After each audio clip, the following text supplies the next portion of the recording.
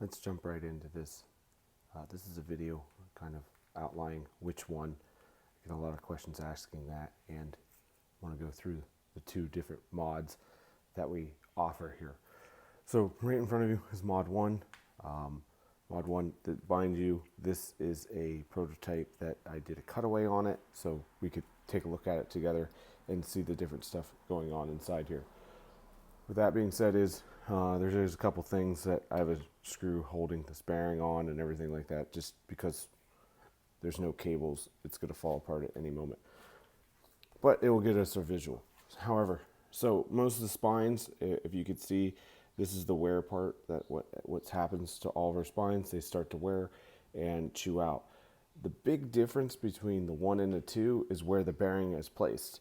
1, the bearing is going to go back into the backside of this. I'm going to call this the spine gear, because it has a gear on it pretty much, but it goes into the back of it. Because if this area or this bearing surface that used to be where our bearings were at is so chewed up and distorted, and our rear cup is pretty much, rear cup will be flexed out too. This area is so destroyed that we can't put the bearing on it. The bigger bearing that Mod 2 offers won't be able to go on there. So we're using a different surface of putting that insert into the back of this spine gear to ride off of that. And then from there, we're putting a new cup on it and so fully supporting it. This is great for those spines that are well on their way to being gone. Again, Mod 1's great because it could go in either or, a very fresh spine, a very old spine. You could see this spine was wearing for a little bit. It was getting a bunch of worn area on that section there. Hobie luckily replaced it for me, but I caught this early. Mod 1 and Mod 2 can both work on this. Like I said, Mod 1's perfect because it can go in anything. Mod 2, you kind of want a fresher spine bearing surface. We'll pan to that one here next.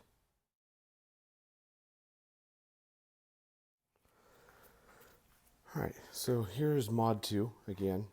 What we're doing is the bearing surface, we are going to, in our tutorial video, we're going to shave down some lip material, and then we're going to be able to put the washer on and slide the bearing on with a little bit of help, because there is like I said, there is a ridge here, and depending on how much you shave, the easier it will go on. Again, between the difference between the Mod 1 and Mod 2 is we're using different bearing surfaces. So again, if the spine gear is just completely destroyed, this bearing will have a lot of flop and slop on there. So we would want to go with the Mod 1 because we're going to be putting that new pin back in there, and we're leveraging off of that area. However, a fresher spine, a spine that might have a little bit of wear like this one still has a little bit of wear, but again, there's enough surface area that this roller bearing is going to be completely fine on it. It doesn't flop around, it doesn't slop around. But again, to reiterate, if there is any confusion, just go with Mod 1. It completely drops in, absolutely no issues with that. The reason why it just came out of keep going down the rabbit hole and finding there is another option for it.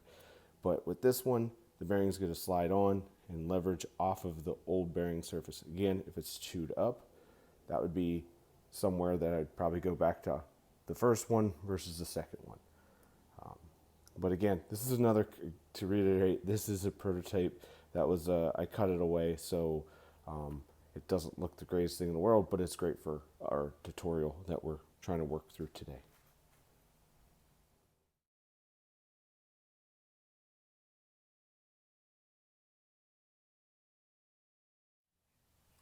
Wanted to touch on bearings.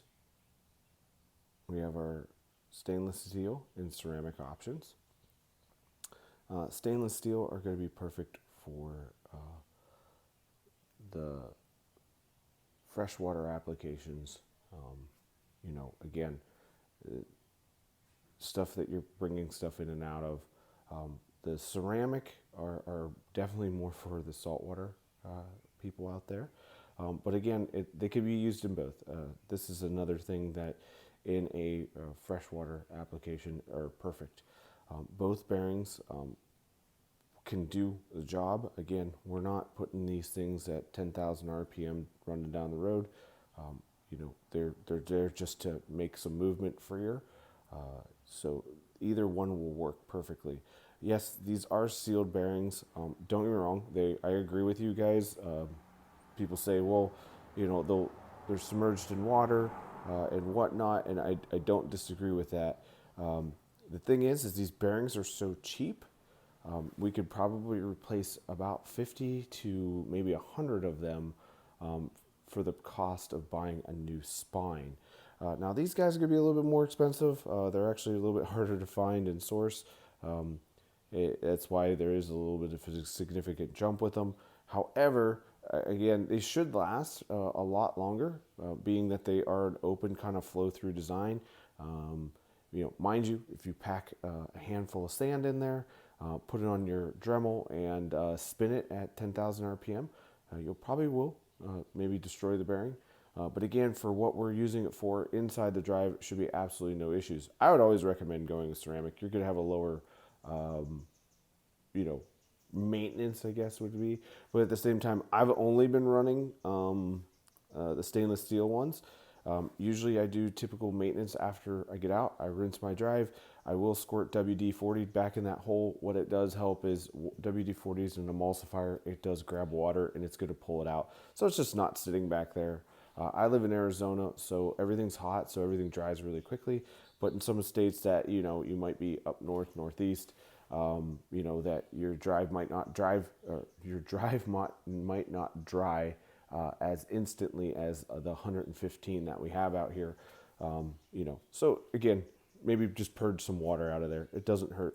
But again, with the low cost of these, that I think, even once a month, if you are an avid tournament fisherman or anything like that, you could literally replace these weekly and not have an issue. Over here, not so much. They're going to last a little longer. You should not run into those types of issues.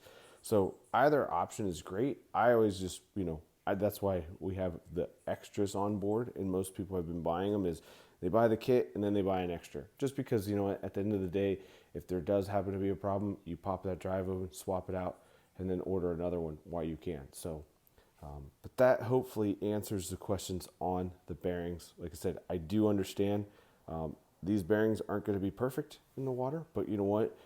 For the price of them, I guess you guys will see the benefits of potentially your drive not failing and stuff like that over.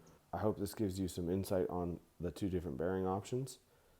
Again, I think they're both great applications. Definitely, to reiterate, salt water for ceramic, freshwater for the stainless. However, this one definitely can go into the freshwater category. And again, a little less worrisome about any type of surface rusting on these. I mean, everyone says things are stainless, but there's always different grades of stainless too. So if you have any questions, please let me know.